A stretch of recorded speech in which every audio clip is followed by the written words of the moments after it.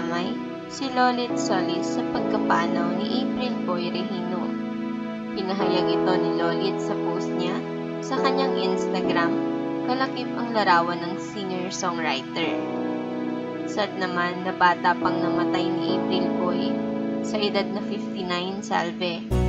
At sad na bago siya pumanaw ay nabulag pa siya. Talagang hindi mo rin hawak ang kapalaran mo at mangyayari sa'yo. Sa kasikatan ni April Boy noon, hindi mo aakalain na mangyayari ito sa kanya.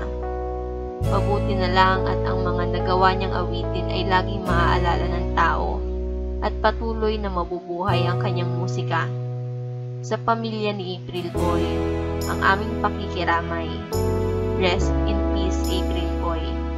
Kahit hindi namin kayang tanggapin. Saad ni Lolit sa kanyang post.